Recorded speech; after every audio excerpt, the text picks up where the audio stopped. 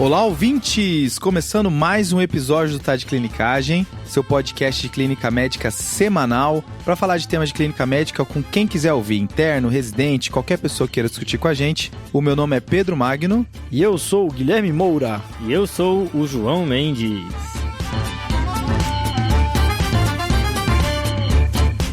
E dessa vez a gente trouxe de volta um convidado muito ilustre, né? O retorno de José Carlos. O melhor médico do Brasil, não só cardiologista, mas clínico do Brasil é o melhor.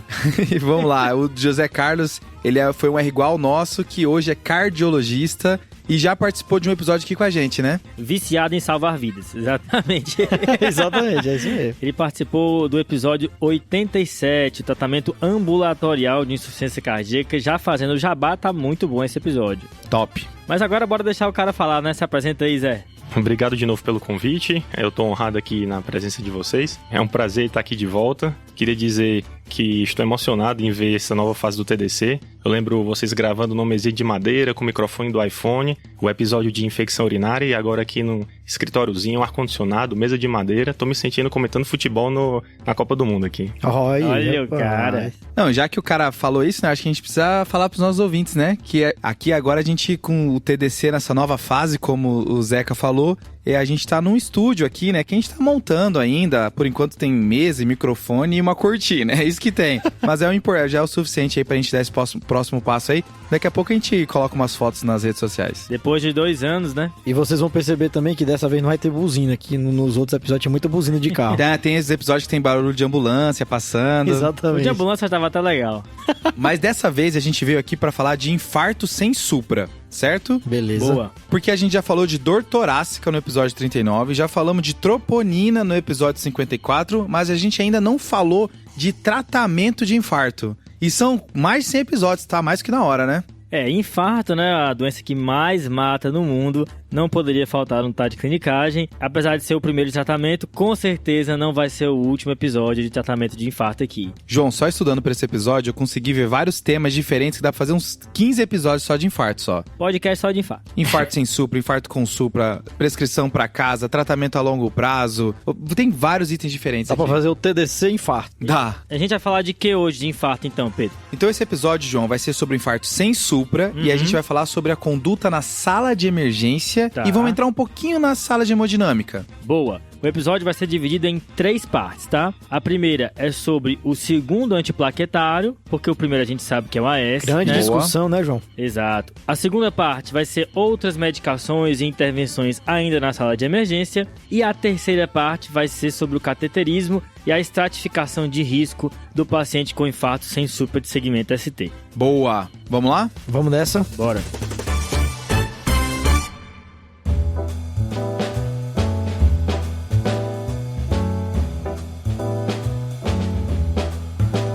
Então, pra começar, eu acho que vale a pena eu começar com um casinho, né? Manda aí, Pedrão. Chega na sala de emergência, seu paciente Severino, tá? Ele tem uns 57 anos de idade, hipertenso, diabético e tabagista ativo, e fala que começou com uma dor torácica que irradia para os 2 membros, em aperto, e começou mais ou menos umas 2h30 e não passou até agora, tá aumentando. Beleza? De sintoma associado, ele fala que tá com muita sudorese e que nunca teve isso antes. Beleza. E aí ele tá com os sinais vitais estáveis, tá? Tá com uma pressão arterial de 140/70, frequência cardíaca de 85, nenhuma alteração respiratória, e o exame físico dele tá normal, nada chama atenção. Beleza? Beleza. No eletro, que foi realizado logo no começo, tinha umas inversões de onda T na parede anterior, que você ficou um pouco na dúvida se era a dele, se não era, e já tem uma troponina de cara pra quando você chegou, tá? Quanto? A troponina inicial era de 800 e ela já foi pra 2.000. Eita! Eu não vou nem perguntar o valor de corte. Acho que não precisa, né? É porque 800 é muito pra qualquer coisa, né? Eu acho que, de qualquer forma, a gente consegue fechar que esse paciente, ele tem um infarto sem supra, né? Já dá pra dizer sim, né, Pedro? Até resgatando o conceito que a gente marca lá no episódio de troponina, a 4ª definição universal de infarto, o paciente tem que ter uma troponina acima do percentil 99 e essa troponina precisa curvar. nosso paciente tem essas duas coisas, né? Troponina alta e curvou. Só lembrando, João, que essa curva ela tem que ser geralmente 20%, né? Tanto para cima quanto para baixo. Tem algumas marcas de troponina que tem uma especificação do que é curvar, mas como regra geral 20% está dentro, né? Exato, né? Tanto faz a troponina subir como descer. Se você tivesse dito que era 2.000 e depois 800, teria curvado da mesma maneira. E acho que é importante ressaltar que isso num paciente com sintomas sugestivos de isquemia miocárdica. Exato. Exatamente. Esse critério da troponina mostra pra gente que ele tem uma injúria miocárdica aguda. Para dizer que é infarto, além da injúria miocárdica aguda, a gente precisa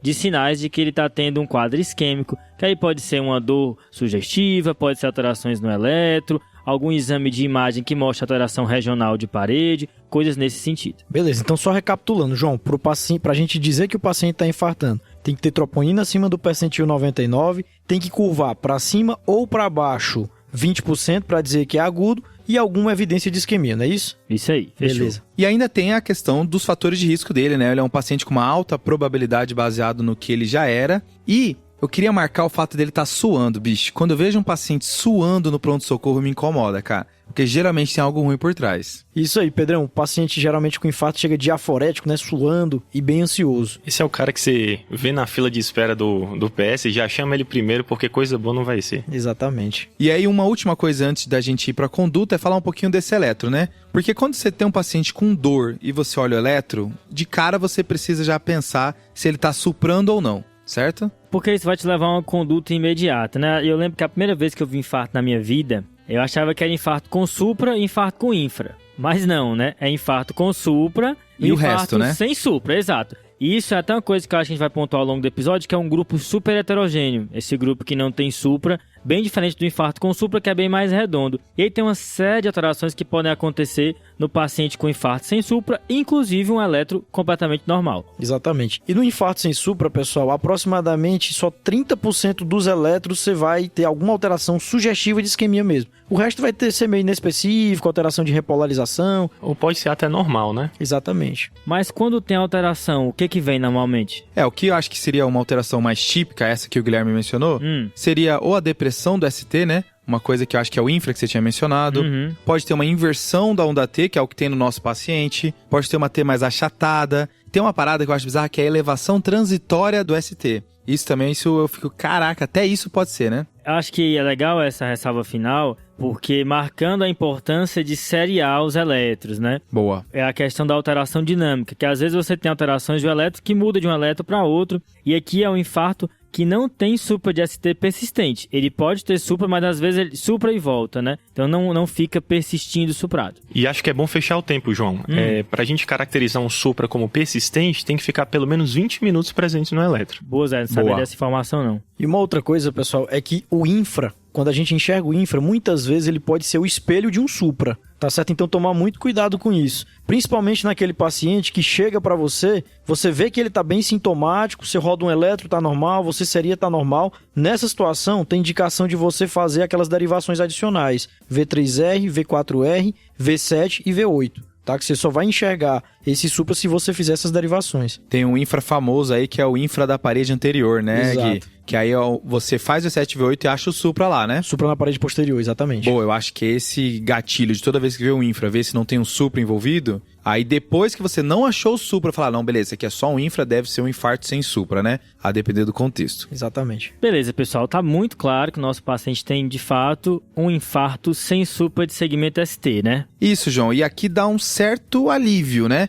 Porque já sabe que um dos remédios muito importantes no infarto é feito só no com supra, então não vai ser feito aqui. Que é o fibrinolítico, né? Isso, que é a trombólise. Aí, esse remédio, a gente não faz um infarto sem supra. Beleza, acho que é bem importante marcar isso. Já foi testado em ensaio clínico randomizado, não teve benefício e uma tendência de malefício. Então, fibrinolítico, trombólise, não entra no infarto sem supra, beleza, pessoal? Por isso aquela divisão que você fez lá no começo, né, João? Que aqui é o com supra e o resto, né? É um divisor de condutas aqui, né? Boa. Agora, tem remédios que são estrelas, né? Que são super importantes aqui no infarto sem supra, que são os antiplaquetários. E tem toda uma ciência de qual que vai entrar, quando que vai entrar. Como é que é isso aí, hein, Pedro? Boa, acho que vamos começar então a prescrição do nosso paciente, né?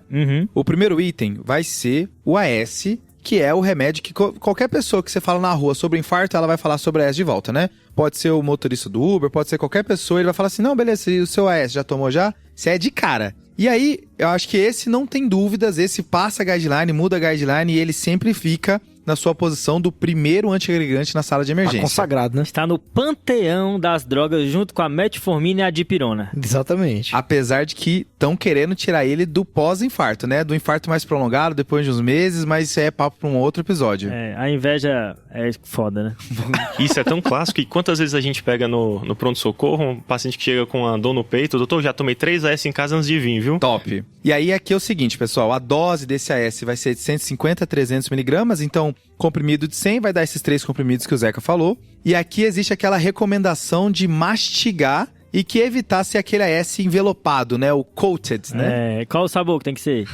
É isso. Eu acho que é aquele de morango, né? Que é rosinha, comprimido. Eu acho que se for marcar um problema do AS, é que tem pessoas que têm intolerância, então tem alergia, até anafilaxia ao AS, então esses pacientes a gente vai ter que tomar cuidado. E pacientes que têm algum sangramento gastrointestinal, por exemplo, né? Esse também não vai dar para fazer o AS dose de ataque. Então acho que o único cuidado que a gente tem que ter é perguntar sobre alergia e perguntar sobre sangramento. Se tiver, aí o AS não vai entrar, você já prioriza o segundo antiagregante que eu já vou comentar, mas e bola pra frente, né? E é importante ressaltar que a gente sabe que existe protocolos seguros de desensibilização do AS. A gente não deve simplesmente esquecê-lo. A gente tem que, nos primeiros dias da internação, já desensibilizar para garantir o uso do AS a longo prazo. Boa. E só um detalhe, pessoal, essa medicação ela é tão importante, modifica tanto a mortalidade no infarto, que às vezes você recebe um paciente grave, tá entubado, entendeu? Ele não vai ter como engolir de forma espontânea, vale a pena passar sonda para administrar a medicação, tá? Boa, Gui. Então o AS a gente tá imaculado, a gente sabe que vai entrar, a discussão tá no segundo antiagregante, beleza? Aí tem briga, né? Aí tem briga de foice. E aqui tem 2 pontos que a gente vai precisar trazer aqui. O primeiro é qual antiagregante e a segunda discussão é em que momento ele entra. Eita. Rinha de antiplaquetário, né? Exato, tá? Porque aqui é o seguinte, João, tem 3 antiagregantes possíveis aqui para entrar como segundo lugar. Tem o clopidogrel, Da massa. tá em todas as UPAs aí, velho de guerra. Tem o prasugrel e o ticagrelor. Tá. Esse aqui já é um status um pouquinho diferenciado, né? Já envolve um preço diferente. É difícil de ver. Exato. E aqui é o seguinte, o primeiro veio o clopidogrel, desde 2001 do estudo Curie, foi o que estabilizou aí que a gente precisava de uma segunda droga nesse momento agudo da doença. E aí depois, 2007, 2009, vieram as novas evidências mostrando que tanto o prasugrel quanto o ticagrelor eram superiores ao clopidogrel. Isso fazia com que eles passassem na frente, né? O paciente tinha menos eventos trombóticos com esses 2. O cara meteu o Curie 2001, porque ele sabe que ele tá no podcast aqui com um cardiologista, né? Então tem que meter nome de estudo. Eu já tô mal, João, que eu não tô falando aqui 2A, 2B, e eu sei que eles já estão me olhando feio, entendeu? Eu vim aqui pra bater bola contigo, pô, enquanto eles brilham. Exato. Então, desde então, existe essa ideia de que uma superioridade tanto do ticagrelor quanto do prasugrel. Só que a gente não sabia qual era melhor entre os 2. A gente imaginava que o ticagrelor era melhor, porque no estudo prasugrel versus clopidogrel, mais gente sangrou com prasugrel. Os 2 são bons e um sangra mais, vamos ficar no ticagrelor que é melhor. Parece que é tipo assim, então, o clopidogrel é o Maguila, Tá. o prasugrel é o Holyfield, Beleza. e o ticagrelor é o Mike Tyson. Tá, entendi. Aí como o Mike Tyson bateu mais no Maguila do que o Holyfield, eu achava que o Mike Tyson era melhor, mas nunca teve a briga Mike Tyson e Holyfield. Até 2019. Tá. Em 2019 houve essa briga no estudo chamado Easy React 5 e viu que o prasugrel foi superior ao ticagrelor. Aí quebrou, hein? E o interessante é que o estudo foi desenhado para mostrar a superioridade do ticagrelor. Aí veio lá o prasugrel e um resultado surpreendente. Zebra. Acho que é só importante, Pedrão, prestar atenção que é só um estudo que mostrou essa superioridade do prasugrel. Tem algumas falhas metodológicas, mas que tem esse indicativo que talvez realmente o prasugrel seja melhor que o ticagrelor e em alguns anos vire, assim, o nosso antiplaquetário de escolha.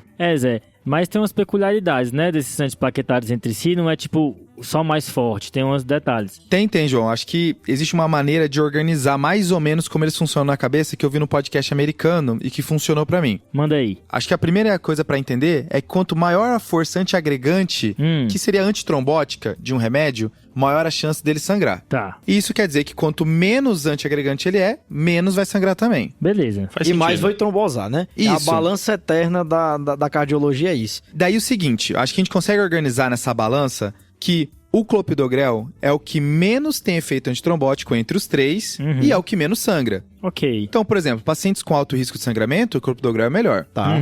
O ticagrelor fica no meio do caminho, Certo. tem seu efeito antitrombótico bom, melhor que o clopidogrel, mas tem um risco de sangramento um pouquinho maior. E o que está na última linha vai ser o prasugrel, que tem o melhor efeito antitrombótico e, em alguns estudos, foi o que mais sangrou. Esse estudo Easy React não teve tanto sangramento relacionado ao prasugrel, porque eles fizeram alguns ajustes que eu já vou mencionar, mas tem essa ressalva, acho que dá para uma maneira de organizar para o nosso ouvinte aí. Boa. Beleza. Começando com o clopidogrel, eu acho que vale mencionar que a dose dele de ataque aqui vai ser de 300 a 600 miligramas, naquela ideia que os 600 miligramas é preferencialmente no paciente que vai para angioplastia, para prevenir a trombose intracate. E já o paciente que não vai para angioplastia agora, ele dá para fazer 300 miligramas e tá bom. Tem aquela história também de você não fazer o ataque em quem tem mais de 75 anos, né? João, tem, mas isso é pra quem vai trombolizar, tá certo? Que não é o caso do infarto sem supra, né? Que no infarto sem supra a gente não tromboliza, então as doses são feitas independente de idade. Então, a regra é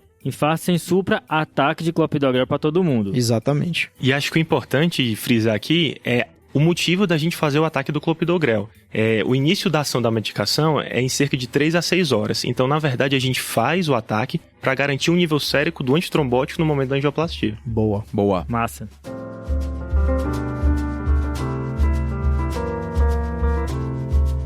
A segunda droga da nossa balança aqui vai ser o ticagrelor, né? O ticagrelor antes, então, desse estudo de 2019 que mostrou que ele é inferior ao prasugrel, a gente achava que ele era superior porque ele tinha uma meia-vida menor, né? Todo aquele efeito de 12 em 12 horas, a ligação plaquetária é mais reversível, mas o que a evidência mostrou não foi isso, né? E uma coisa que é legal desse estudo é que teve uma taxa de desistência de pessoas que pararam de usar o ticagrelor por causa dos seus efeitos adversos. E tem um efeito adverso que é muito interessante do ticagrelor, que é dispneia. As pessoas sentem falta de ar utilizando o ticagrelor. Isso eu achei bizarro. Quem tem doença cardíaca é péssimo, né? Que fica até na dúvida do que tá pegando, Se né? o cara tá descompensado ou se é efeito colateral da medicação, né, João? Isso vale a pena se orientar o paciente antes de fazer a prescrição da droga, né? Para evitar justamente a suspensão do medicamento sem aviso prévio. E o medo de falar e ele começar a sentir de maneira psicogênica, né? Mas eu acho que é importante ressaltar, né, Zé? Porque ele pode suspender de maneira inadvertida e ficar descoberto sem o segundo antiplaquetário, né? Exatamente. Ô, João, e cara, já que tu falou isso, sabe do que eu lembro? É muito importante a gente enfatizar que o paciente tem que usar essas medicações. Porque quem é angioplasta, a consequência é trombose distente. Eu já vi paciente no INCOL, por exemplo, que o cara voltou uma semana depois com uma trombose distente suprado. Porque às vezes até a culpa é nossa, né? De não esclarecer muito bem, ó, meu amigo, isso aqui é muito importante, você não pode deixar de tomar. Venda a sua casa, mas você tem que tomar isso aqui. Agora assim, ó, clopidogrel eu já prescrevi, 75mg, né? Se for fazer ataque, vai ser 4 a 8 comprimidos. Agora, esses remédios ricos aí, meu amigo, eu não tenho mão, não. Quanto é que é? Quantos miligramas são? Dá pra partir no meio? Aqui é o seguinte, o ticagrelor é 180 miligramas, e aí como ele tem essa meia-vida menor, depois vai deixar 90 miligramas de 12 em 12 horas. Tá bem. E por último, tem o prasugrel, que é o novo queridinho depois desses últimos estudos, mas vale a ressalva do Zeca, que é só um estudo ainda, tem um pouquinho de ponderação, mas é o novo queridinho. Aqui é o seguinte, não pode fazer em pacientes que tiveram AVC, Opa. tá? Esse é uma grande contraindicação do prasugrel, beleza? Certo, porque aumentou muito o risco de sangrar, né, Pedrão? Boa, lembra que ele tem um efeito antitrombótico muito bom, então ele pode sangrar mais. Passou do ponto, nosso amigo, hein? Exato. E aí, olhando os estudos anteriores, né, onde eles viram sangramento no prasugrel versus clopidogrel, estudo lá de 2009, o que eles viram? Que pacientes menos que 60 quilos e mais que 75 anos tinham mais chance de sangrar. Aí, sabe o que eles fizeram nesses estudos mais recentes para não sangrar tanto? Diminuir a dose. É diminuir a dose. Os caras são espertos. Então, como é que foi a dose do prasugrel?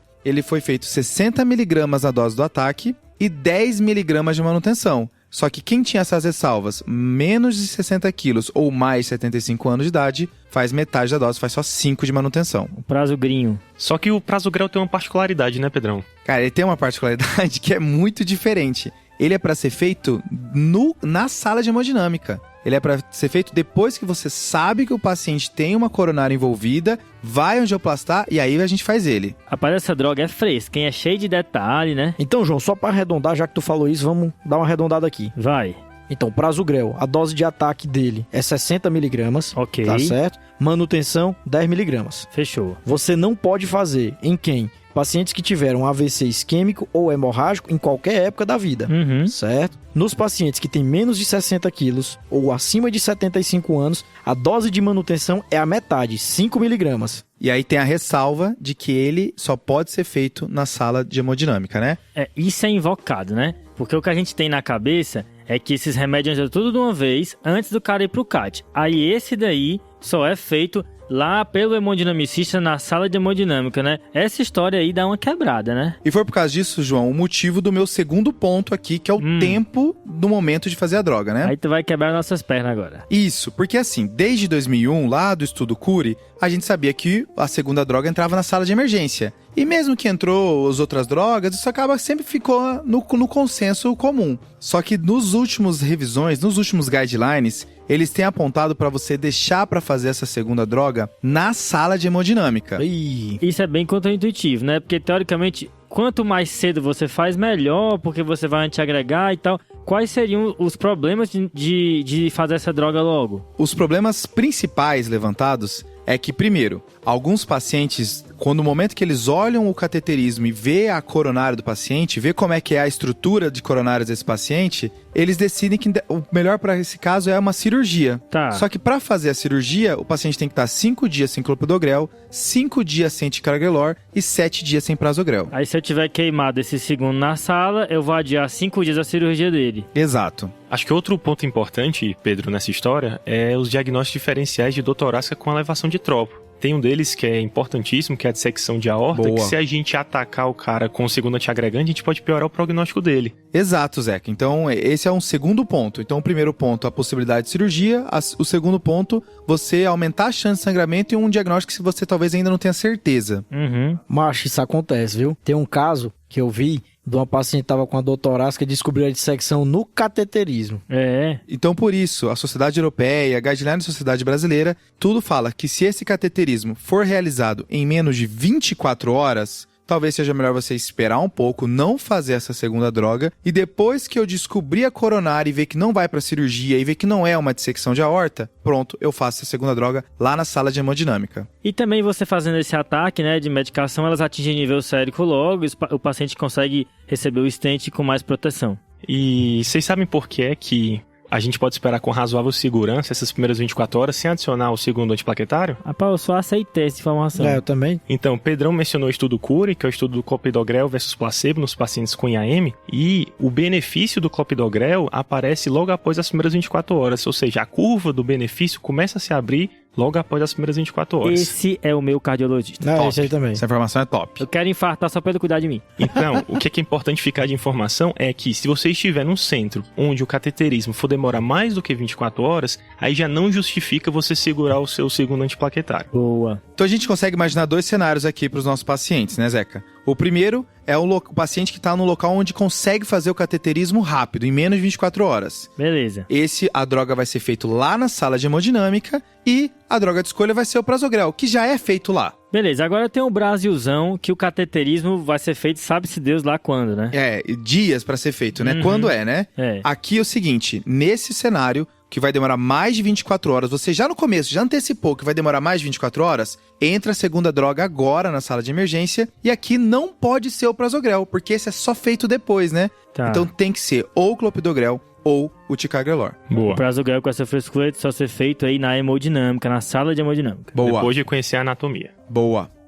Fechamos a S e a segunda droga. Beleza? Acho que agora vem a parte dos outros medicamentos, né? Que é aquele mnemônico, né, João? Mona Beta, Mona B, né?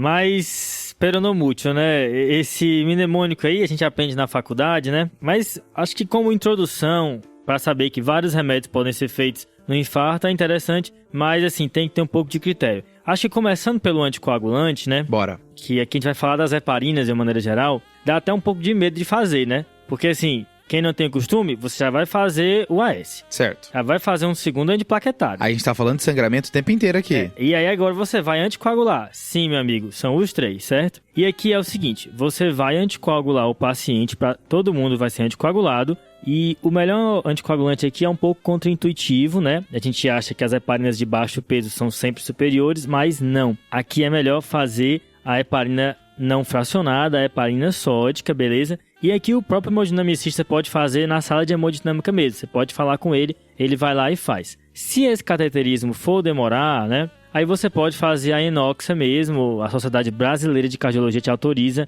a você fazer a enoxaparina. Ele vai ficar ali, que é até melhor do que ele ficar em bomba. Tem muitos locais que nem tem a logística necessária para você fazer a bomba de heparina com segurança. Então, se esse cateterismo sair rápido, quem vai fazer essa heparina vai ser o hemodinamicista. Exato, e aqui vai ser a heparina não fracionada. E se demorar, por a comodidade do paciente, deixa a enoxaparina e heparina de baixo peso mesmo, né? Isso aí, Pedro. E essa heparina vai ficar rolando aí até a intervenção. Se ele foi pro cateterismo e mexeu no vaso, já resolveu ali, você pode suspender a heparina depois do procedimento e vai ficar só profilática. Beleza. Se o paciente tiver uma anatomia cirúrgica, aí essa heparina vai ficar até 8 dias ou até a cirurgia ser feita, beleza? Boa, então só deixa eu entender um cenário, João. Tem um paciente que ele chegou e já vai pro cateterismo, a heparina não fracionada vai ser feita lá na sala de hemodinâmica. Isso, você liga pro hemodinamicista e fala que tem um infarto ali sem supra, ele não deixa que eu faça a heparina aqui na sala mesmo. E aí, se ele abrir a coronária lá mesmo, já acaba ali mesmo a heparina, né? Aí vai ficar só profilática. Boa. Só é importante ressaltar que a dose da enoxaparina plena é 1 mg/quilo de 12 em 12 horas. Se o paciente tiver mais do que 75 anos, a gente faz 0,75 mg/quilo de 12 em 12. Esse é fácil de decorar, né? 75, né? E boa. Aí sim. E tem uma parada da dose de ataque da enoxaparina, João.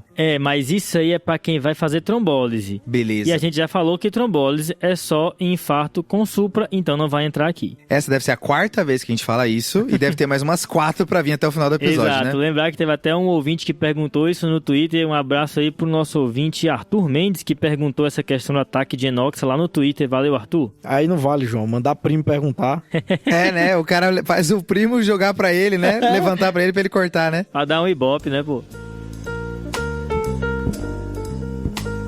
João, e se o paciente não for pro cateterismo, for pro tratamento conservador? Cara, aí ele vai ficar 8 dias anticoagulando ou até ele ir de alta. Aí você suspende. Se ele for de alta no 5º dia... Aí suspendeu a alta, Brasil, um abraço. Só lembrando uma coisa, tá? Que não é bom você ficar trocando entre as heparinas. Então, se você começou enoxa e por acaso ele foi pro cateterismo, aí não tem por que trocar para heparina não fracionada, continua com enoxa mesmo. Boa. E acho que é importante mencionar também que, não raro, algum paciente com FA que já anticoagula vai chegar com infarto pra gente no pronto-socorro. Nesse caso mantém, né, Zé? Nesse caso mantém o anticoagulante que ele já usa e não há contraindicação para você atacar com os antiagregantes plaquetários. Boa, vai pra cima. Então, se o cara já anticoagulava em casa, ele chegou, o AS, clopidogrel ou prasugrel, entra tudo igual, né? Isso. Beleza. E aí, o que ele vai ficar depois desse infarto é uma outra ciência, é um capítulo do TDC só pra isso, né? Exatamente, Pedro. Beleza. É o episódio de coronariopatia crônica. Top. Aí tem os nitratos, né? Que Bora. O paciente chega com dor e tudo, uma dipironinha só muitas vezes não vai resolver e anti-inflamatório não dá pra fazer aqui nesse contexto, né? Então, o nitrato é uma excelente medicação para você fazer nesse contexto, mas ela vai entrar aqui para controle sintomático, tá? Certo. Fora controle sintomático, não tem papel dos nitratos aqui nesse contexto. Pois é, João. O nitrato que é a dipirona do coração, né? A gente ama a dipirona aqui no TDC e a do coração, então. Excelente comparação. Sempre que fala de dipirona aqui tá certo nesse podcast, tá? Mas então, os nitratos você pode fazer via sublingual, que se você for ler em inglês, vai falar muito nitroglicerina. No Brasil, a gente tem o dinitrato de isosorbida, que é o popular Isordil. Boa. Exato. Famoso. Você pode fazer aí 5 miligramas até 3 vezes, né? Passando aí 5 a 10 minutos entre as doses. E também intravenoso em bomba a nitroglicerina. Que é o tridilzão famoso do brasileiro. Ele mesmo. Só a dica aí de como fazer a nitroglicerina em bomba, né? Você vai diluir aí para 250 ml e vai começar a 5 a 10 microgramas por minuto. Não é por quilo aqui, tá? O que vai dar aí uns 3 ml da bomba. E você vai aumentando 5 a 10 microgramas a cada 5 a 10 minutos até a resolução da dor ou aparecimento de efeitos colaterais, no caso cefaleia ou hipotensão. Boa. Aqui a ideia é você vai aumentando se o paciente tiver dor até chegar no teto da hipotensão, né? Exatamente. Boa. E aquele cuidado, né? Paciente veio do motel com infarto. Famoso, né? Famoso. Esse é conhecido demais. E aí, João, tem aquela pergunta que não pode faltar, né? Exato. Cuidado com o que você está pensando, ouvinte. Mas a pergunta que não pode faltar é se o paciente usou algum inibidor da fosfodiesterase, no caso a sildenafila ou a tadalafila. Se tiver usado, pode ter efeito colateral junto com os nitratos, que é a hipotensão grave. A sildenafila, ele não pode ter usado nas últimas 24 horas e a tadalafila não pode ter usado nas últimas 48 horas, beleza? Então, João, complementando, eu acho que uma cautela importante que a gente não pode esquecer é com o infarto de VD. Opa! A gente falou da importância de fazer derivações direitas, né, V3R e V4R, quando o paciente chega no pronto-socorro. Boa. Ou, puxando pro meu lado, de pseudoecocardiografista. Cara. Nada, é o ecocardiografista do papai. O eco que mostra uma disfunção de VD, né? Lembrando que o nitrato tem como efeito fazer a vasodilatação e você induz hipotensão nesses pacientes. Boa. Valeu, Zé. Próxima droga, João. Já emendando nessa questão da dor, e tem um remédio que tá nesse mnemônico também. Ah, o M. Ele, a morfina, né? Beleza. E aqui eu vim... Eu me senti meio Cid Moreira aqui, né? É o M. Quem és tu? Mas a morfina você deve evitar, tá? Ela pode trazer malefícios. A gente tem o estudo Impression, inclusive, que mostrou que ela atrapalhou a ação do ticagrelor. Então, é um remédio que a gente tem que ter cuidado somente em casos de dor extremamente refratária, que talvez você possa utilizar. E aí, com muita calma, 2 miligramas aos poucos, e aí você vai aumentando a dose se a dor persistir. Mas, via de regra, não é uma medicação habitual no cenário de síndrome coronariana aguda, e aí incluindo o infarto sem supra. Boa. Então, pelo que eu entendi, João, você deve começar a controlar a dor do paciente com o nitrato, e aí se eu chegar no meu máximo, o paciente começar a ficar hipotenso, eu vou ter que parar de subir o nitrato, aí eu tenho que frear e talvez passar para morfina. E aqui, especialmente, que deve ser uma coisa que o Gui vai falar, urgenciar o CAT. Exatamente, porque o que acontece? O tratamento para dor, pessoal, é abrir a artéria. Boa. Entendeu? Tá doendo porque tem que abrir a artéria. Show! Beleza? Então, cuidado com a morfina, idealmente você não vai fazer. Ô, João, e nesse Monab aí, naquele mnemônico, tem um beta-bloqueador, e aí? Eu tava fugindo dele porque tem polêmica aqui, tá? Seguinte, o beta-bloqueador tem benefício no infarto em geral, certo? Nos estudos que avaliaram infarto. Só que aí tinha todo mundo. E só que especialmente quem tinha infarto com supra. A população com infarto sem supra era a minoria nesses estudos que mostraram benefício, tá? A melhor evidência que a gente tem é do estudo COMIT, e nesse estudo teve um fenômeno interessante. O beta-bloqueador, de maneira geral, foi neutro, pensando em mortalidade, mas ele teve uma tendência de malefício em quem estava instável hemodinamicamente, precipitando o choque cardiogênico, e uma tendência de benefício em quem estava estável hemodinamicamente, evitando reinfarto e fibrilação ventricular. Então, qual a orientação que a diretriz europeia do ano passado passa para a gente? Você tem que evitar em pacientes que têm risco de evoluir com choque cardiogênico por conta desse fenômeno que eu falei, e esse seria pacientes que têm 2 dos 3 que eu vou falar agora. Idade maior do que 70 anos, beleza, frequência cardíaca maior do que 110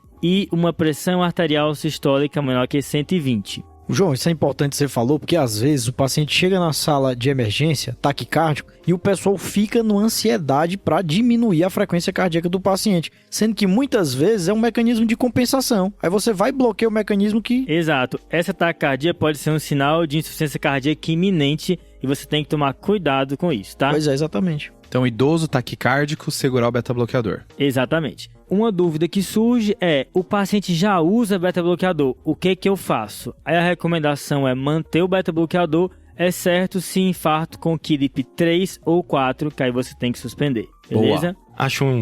Acho que um ponto importante de mencionar, assim, principalmente na prática, é cuidado com beta-bloqueador imediato em pacientes que você não conhece a fração de ejeção, certo? Então, como o Gui falou, os pacientes ficam taquicárdicos, às vezes é um mecanismo compensatório de insuficiência cardíaca, e você fazer um beta-bloqueador, você precipita um choque nele. Então, pelo que eu entendi, Zeca, beta-bloqueador é um medicamento que eu preciso conhecer bem o meu paciente antes de indicar, né? Exato, Pedro. Na prática, como é que funciona? A gente sabe que o beta-bloqueador tem o papel dele na prevenção de fibrilação ventricular no pós-infarto. Tá. Mas a gente precisa entender para onde o paciente está indo. Às vezes o paciente faz uma inflamação mais tardia, às vezes tem uma perda importante da fração de ejeção, às vezes faz uma complicação pós-infarto, e a gente, naquela ânsia de iniciar o beta-bloqueador precoce, a gente induz um choque nele. Então, calma, faz o eco, acompanha o paciente, sente ele, vê como é que ficam os controles de sinais vitais, pressão, frequência cardíaca, para iniciar de forma segura o beta-bloqueador internado. Boa. Ali nas primeiras 24 horas, não precisa ser logo assim que ele quicou ali na sala de emergência, né? Exato. Exatamente. E o último cuidado com os beta-bloqueadores é no infarto associado ao uso de cocaína. Boa. Aqui, quem vai entrar é o benzodiazepínico. O beta-bloqueador tem aquele medo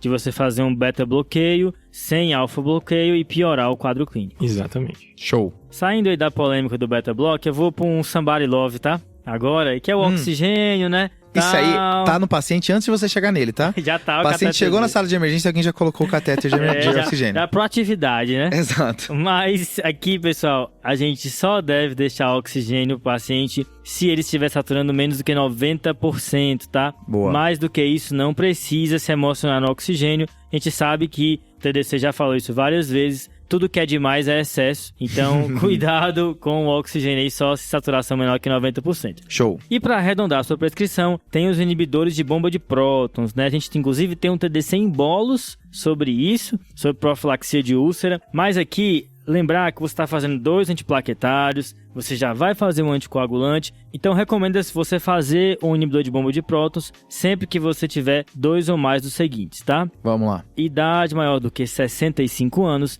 dispepsia, refluxo, H. pylori ou uso de álcool cronicamente. Beleza. Tem 2 desses aí, você faria o inibidor de bomba de prótons. Na prática, se faz para muitos dos pacientes, né? Coça a mão, né, João? Coça a mão demais. Coça porque paciente... tá afinando demais o sangue. Pois aí. é, e ainda tá com aspirina zona. Mas pode ser que faça mal, né? É, Pedro. E aí tem essa brincadeira do omeprazol e do esomeprazol, que tem a interação com o clopidogrel, um efeito clínico incerto, mas é melhor você evitar e usar outro, tipo o pantoprazol, algum outro IBP, se você estiver usando o clopidogrel. Com os outros antiplaquetários, os outros inibidores de P2Y12, tipo prasugrel e ticagrelol, não tem problema. Então, João, só para fechar, o omeprazol e o esomeprazol diminuem o nível sérico do clopidogrel in vitro, mas a gente não sabe ainda o impacto clínico dessa medida. Exatamente. Então, seria bom evitar. Se só tiver tu, vai tu mesmo, mas é melhor evitar, né? Boa. Show. João, você falou muita coisa aí. Vamos tentar dar uma relembrada? Manda bala. Primeiro você falou que o paciente ele vai receber anticoagulante. Vai sim. Em dose plena. Isso aí. E aí a ideia é que se o paciente vai fazer o cateterismo logo, deixa para fazer lá na sala de hemodinâmica e ele vai ficar com essa anticoagulação até a coronária abrir. Isso. Seja via CAT na hora mesmo, e aí já dá para parar, ou até a cirurgia. Isso. Ou então, se ele for de alta, ou se completar 8 dias. Boa. Próximo item é o nitrato, Ele mesmo. que vai servir só como antianginoso, né? Não tem redução de mortalidade, nada disso. E a ideia é que tem a versão sublingual e tem a versão intravenosa. Uhum. E aí o que vai me limitar é o paciente ficar hipotenso e não pode fazer em pacientes que já utilizou inibidor da fosfodiesterase. Exatamente. O próximo medicação que você falou é a morfina, que essa é bom evitar o máximo, né? Tá relacionado talvez a piores desfechos. Uhum. É bom a gente usar só em casos muito refratários. Isso aí. Beta-bloqueador é toda uma polêmica, mas a gente consegue resumir que nas primeiras 24 horas, depois que você conhecer bem o seu paciente, ver se ele não vai chocar, né? Não precisa se apressar na administração. Boa. Cuidar com o idoso, taquicárdico e hipotenso. 2 desses 3 já vale a pena ficar bem esperto se esse beta-bloqueador não vai fazer mal. O risco de choque iminente é melhor segurar. Boa. E por último, você falou do oxigênio, só hipoxemia, saturação menor que 90, e IBP, considerar em pacientes sintomáticos gástricos ou paciente estilista Com e idoso. fatores de risco. E se puder, usar um que seja diferente de esomeprazol ou omeprazol. Top!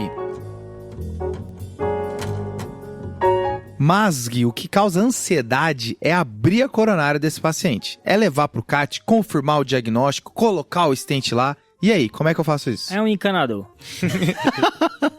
Bom, Pedrão, é isso aí, cara. E em algumas situações, no infarto sem supra, a gente tem que levar o paciente imediatamente para o cateterismo. Eu sei que isso é muito bem firmado no infarto com supra de ST, Show. tá? Mas aqui no sem supra tem situações em que eu tenho que urgenciar e fazer correndo isso. Exatamente. E a gente dividiu em 4 situações básicas. Bora. A primeira delas, instabilidade hemodinâmica. Então o paciente chegou para você em choque cardiogênico, um KILIP 4, tá? Você tem que urgenciar o CAT desse paciente, tem que ir imediatamente para o cateterismo. Beleza. Um KILIP 3, paciente chegou em edema agudo de pulmão, tá? Você também tem que levar esse paciente. Fechou. Instabilidade hemodinâmica. Segundo, instabilidade elétrica. Então, pessoal, aqueles pacientes que infartaram estão evoluindo com arritmias ventriculares, tá? Ou padrões eletrocardiográficos, digamos assim, mais perigosos, O ESC cita o supra de AVR com infradifuso das demais derivações, que geralmente... Esse é famoso também, né? Pois é. Tem que ser pelo menos 6 derivações infradas, né? Mais de 1 milímetro. Isso. E geralmente, no contexto de síndrome coronariana aguda, são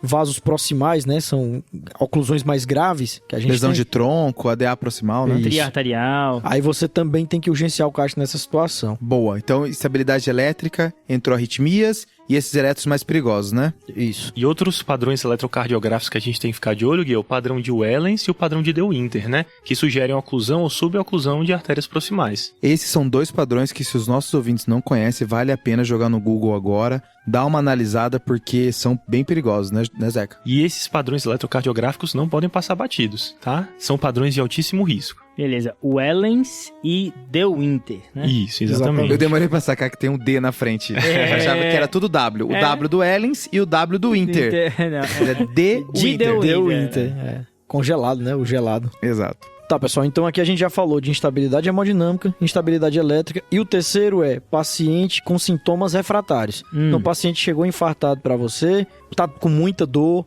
como o João falou, você começou lá o seu nitrato, seja sublingual, começou o tridil, continua refratário, morfina continua refratário. É um paciente que tem maior risco nesse caso, e a gente tem que urgenciar o CAT desse paciente também. Então tem que mandar ele pro CAT agora. Boa. E aí tem uma última aí, que seria qual? Não, aí essa aí, João, eu tenho que chamar o Zeca, viu? Que são as complicações mecânicas. É quando o cara escuta um sopro no contexto de infarto. É, aí é perigoso, viu, meu amigo? Aí você quer que eu janele, né? Aí eu quero. Caixa, né? Tá Aí bom. eu quero, eu lhe chamo, viu, meu amigo? Então, pessoal, aqui basicamente entra 3 coisas.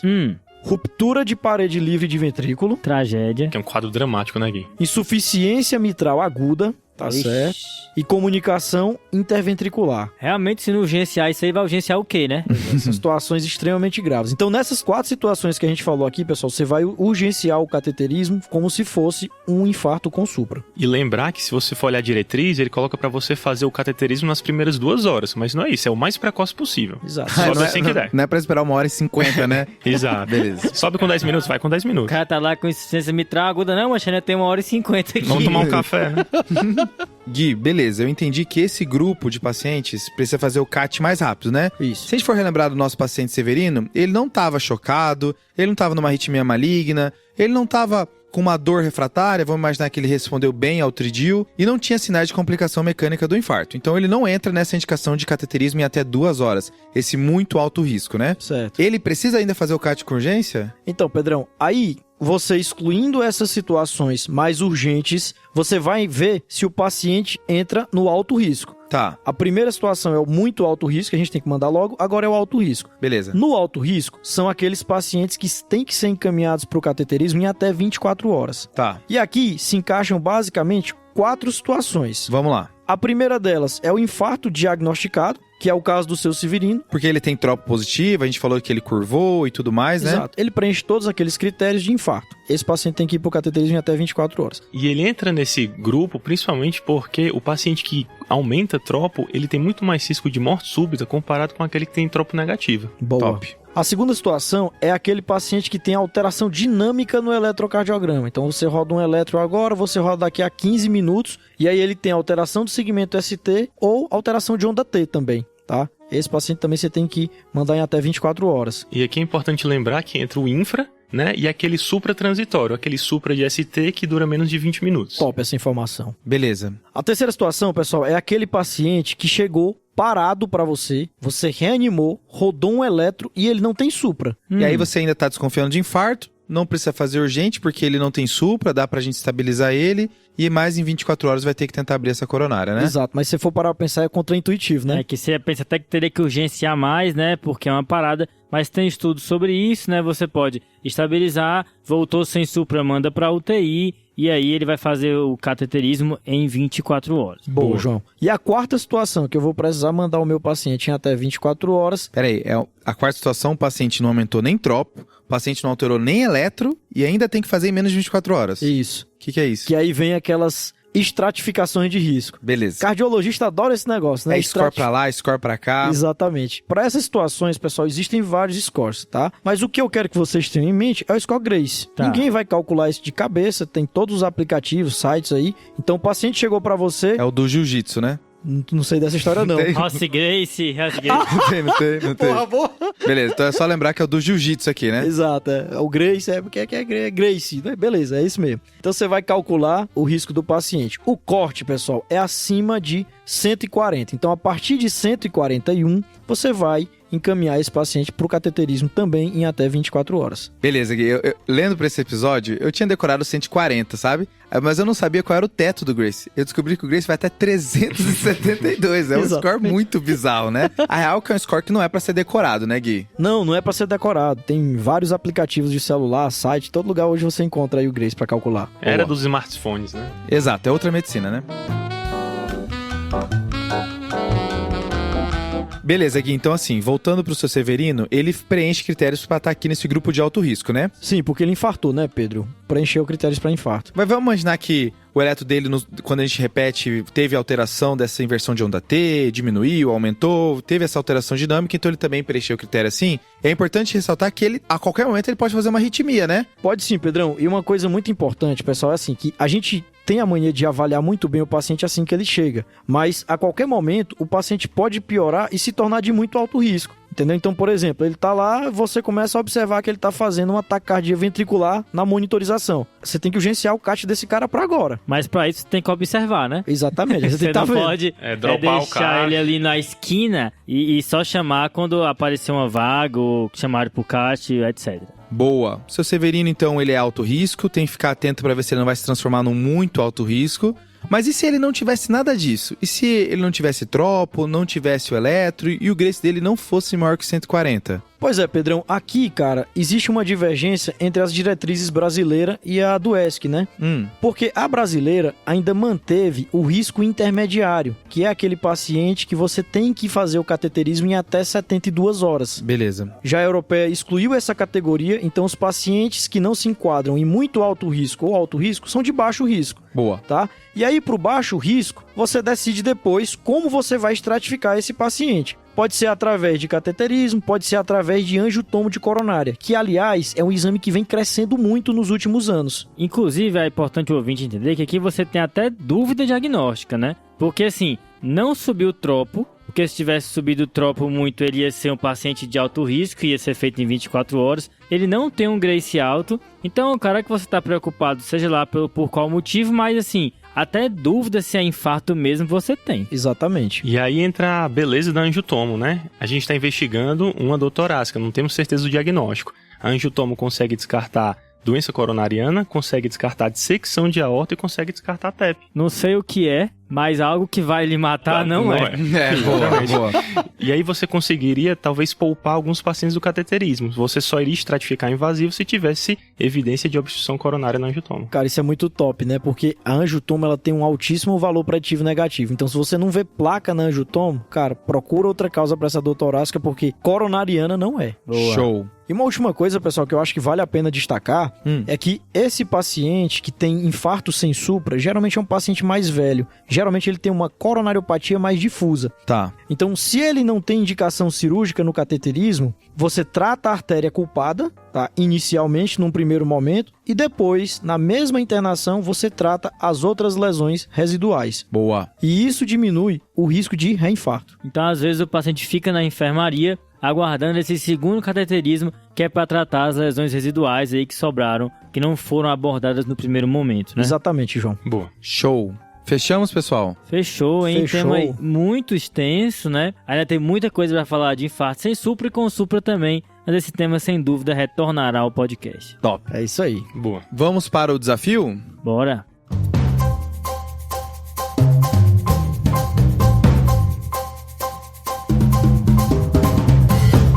Pedro, a gente aqui no segundo episódio consecutivo, né? Pois é. Aquele caso do abdominal da semana passada. Como é que foi o desafio mesmo, hein? Foi um caso de dor abdominal que na tomografia apareceu um pâncreas em salsicha.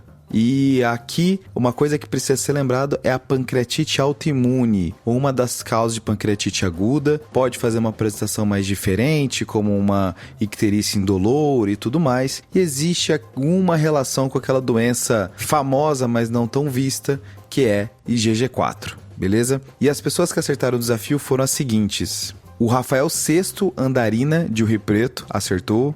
O Igor Radel também acertou. E o Douglas Dias Teixeira, que é um médico legista da Polícia Civil de Minas Gerais, também acertou. Um abraço, pessoal. Boa, Pedrão. Ô Zeca, e da próxima semana, qual o desafio? Então, a gente viu hoje muitas medicações a serem feitas na sala de emergência e a minha pergunta é: qual das medicações mencionadas hoje tem efeito antibacteriano contra gram-positivo? Não, tá de sacanagem. não. Tá de sacanagem. Medicação para infarto que tem efeito antibacteriano. É isso mesmo? É isso mesmo. O professor, viu? Rapaz. Sinergismo para endocardite. E aí? Meu Deus, beleza então. Essa aí foi pegou de surpresa. E tá na hora dos salves, pessoal. Começando com você, José Carlos. Qual que é o seu salve? Manda aí. Então, eu queria mandar um salve especial pro meu amigo, membro do TDC, recém-casado, Iago Jorge. Iago Jorge. Rapaz, aí sim, aí é um Casou professor. em Ilha Bela, hein? Ilha Bela. Professor. Grande abraço. Senhor Iago, né? Senhor Iago. Senhor Iago. Senhor Iago. Sério Iago. E eu queria mandar um salve especial também para um grande amigo meu da faculdade que me cobrou esse salve, Rafael Valente, torcedor doente do Fortaleza, e sua digníssima Ana Beatriz Perdigão. É isso aí, gente. Fica aí meu salve. Valeu. Meu salve vai para Fabrícia Ribeiro, que é do 5º período da FASÉ em Vespasiano, Minas Gerais. Diz que sempre escuta a gente arrumando casa. Eu também sou um ouvinte de podcast quando estou fazendo serviços domésticos. Queria mandar um abraço para ela aí. Valeu, Fabrícia. Aí é um brasileiro, hein? Lavador de prato e passador de roupa. E você, Gui? Cara, o meu salve vai pra Laíce, que faz cardio-oncologia lá no ICESP. Eu rodei lá agora recentemente, ela curte o TDC, gravou com o Tópicos também, o Tópicos de Clínica, que também é um excelente podcast. Boa. Boa, valeu, abraço. E o meu salve vai pra Vanessa Tavares. A Vanessa Tavares, ela respondeu no nosso site. Opa! Na página do episódio de Covid, do episódio 101, que a gente faz a atualização. E ela pediu pra mandar um salve pra Sobral, no Ceará. Falou que os residentes de clínica se inspiraram na gente e criaram um podcast lá também. Que Olha isso massa, aí. hein? Top demais, hein? Sobral bom que é bem friozinho, rapaz. Ah, é? Beleza. É a terra do Fechou. Belchior, né? Exatamente, só tem artista. Show, pessoal. E aí a gente acaba o nosso episódio. Lembrar de seguir o TDC no Instagram, no Twitter, no YouTube, @tadclinicagem. Comenta pra gente o que achou desse episódio, o que ficou de fora, que vale a pena comentar. E vai ter vários episódios de infarto ainda, né? Mais uma vez agradecer a presença do glorioso Doutor José Carlos. Topíssimo. E é isso aí, pessoal, beleza? Valeu. Falou.